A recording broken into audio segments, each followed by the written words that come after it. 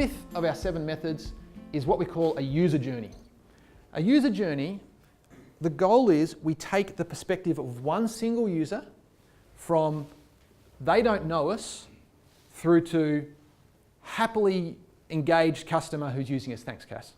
And we want to map that process end to end, and we want to think about the key moments of truth that happen there. So we want to see the life cycle, and I think these moments of truth are really important. Oftentimes, as engineers, when we map this process out, and I'll show you some examples in a moment, we think that each step in the process has equal weighting.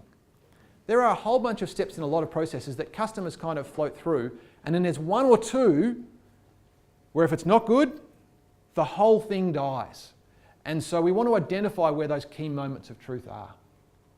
And we often do this on a whiteboard, but I'll give you some, we'll then put it into software, and I'll just name some software packages that we use. So often this is done in flowchart or illustration software. On the Mac, I happen to like OmniGraffle and Sketch for this, works really well. If you're a Windows user, Visio is excellent.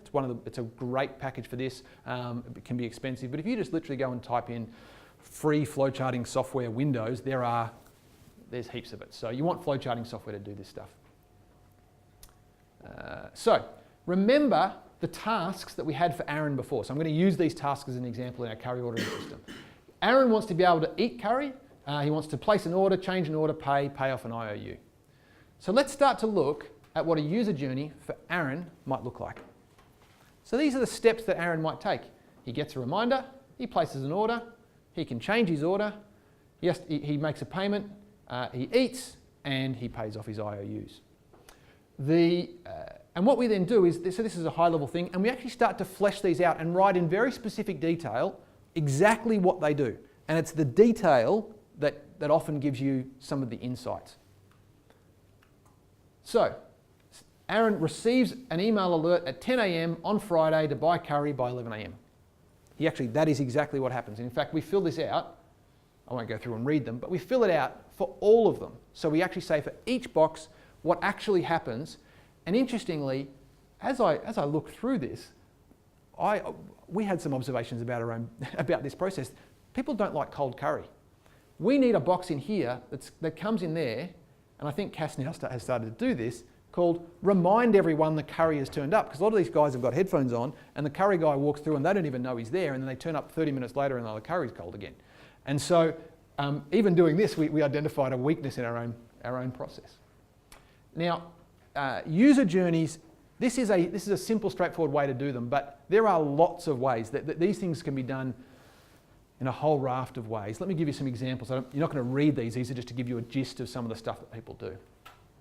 So here's a user journey from start to end, and it's really focusing on what people's emotional state is like and the key things they're worried about and how it's going to happen and where it's going to happen from start to finish through a process. And so thinking about people's emotional states is one way you can do it. Let me give you another example. This one here is actually, Lego did it, but it's actually about the process of booking. I think it's a flight, I think it's flying in Heathrow. Don't know why Lego decided to do that, but that's okay. And it's before, during and after, and it's just each of the steps. I board a plane, I have safety procedures, I take off. How do I feel through each of those steps? And essentially just rolling through the entire process and just getting a concept for what a user would do to go through that. This is the Alliance software user journey for customs, for you. So we think about, okay, they're going to research us, and the content creation process today is going to help us be found more in the research process. They research us, they evaluate, they decide to purchase, they implement, they want support and review. And what are they looking for? We have sat down and thought about what our ideal customer, what the journey we expect that they will go through. 2 more, and then we've given you a pretty good batch of processes.